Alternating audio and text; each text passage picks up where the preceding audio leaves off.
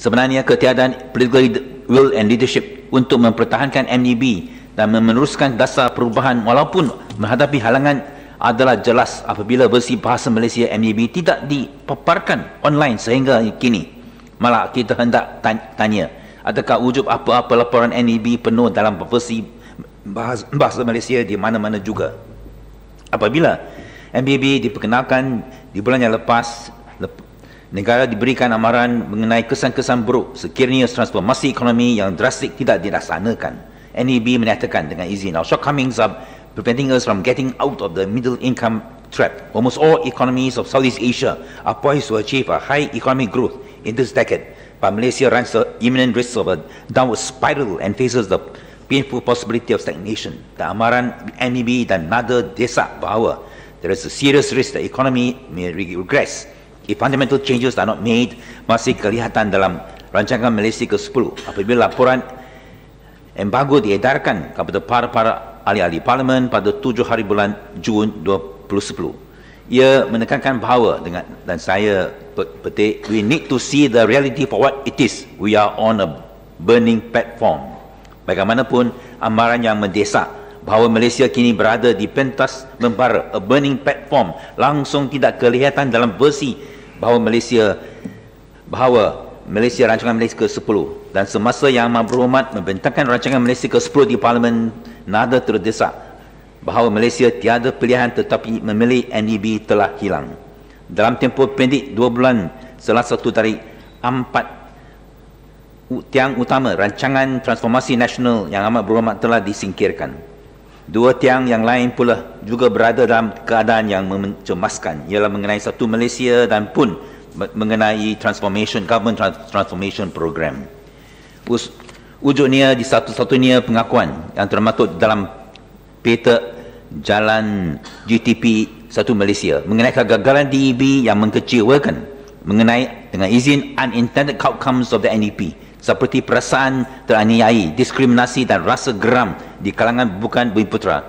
Ini disertai dengan pengakuan mengenai jurang pendapatan yang semakin meluas di kalangan masyarakat Bumiputera dengan izin leading to rising discontent among certain segments of that community. Adalah menyediakan dan tragik bahawa setelah 53 tahun merdeka dan 47 tahun penubuhan negara Malaysia bersama-sama Sabah dan Sarawak, negara kita ini berada semakin jauh dari objektif Malaysia.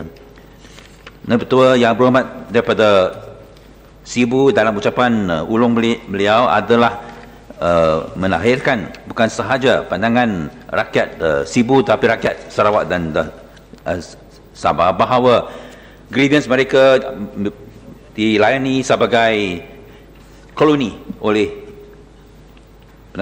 Semenanjung Malaysia.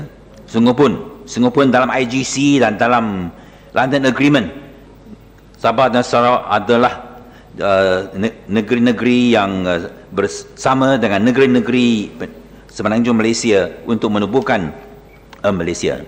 Dan inilah kita perlu lihat kenapa adalah perasaan yang begitu mendalam dalam perkara ini. Sama ada ahli-ahli Parlimen Barisan Nasional Sabah dan Sarawak bersetujui dengan pandangan yang berhormat daripada Sibu, dan kenapa mereka tak pernah untuk bangkit perkara dalam Dewan Yang Mulia ini.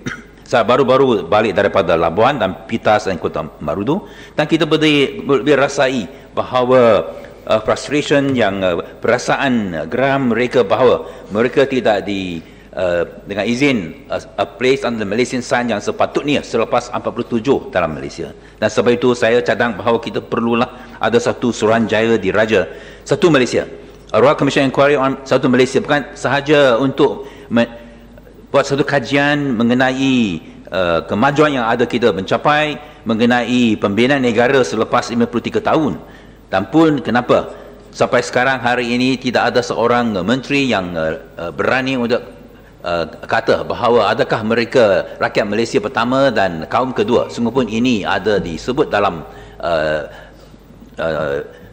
roadmap satu Malaysia Government Transformation Program, dan dalam soalan saya dikemukakan pada hari yang pertama kepada Yang Amat Berhormat Perdana Menteri berapa orang menteri dan siapa mereka yang ada mengap menganggap mereka sebagai rakyat Malaysia pertama dan kaum kedua, soalan ini ditolak. Dan kalau seorang Perdana Menteri pun tak berani dan tak upaya untuk menjawab satu soalan yang begitu simple, begitu straightforward, bagaimana konsep atau dasar satu Malaysia adalah credibility dan legitimacy.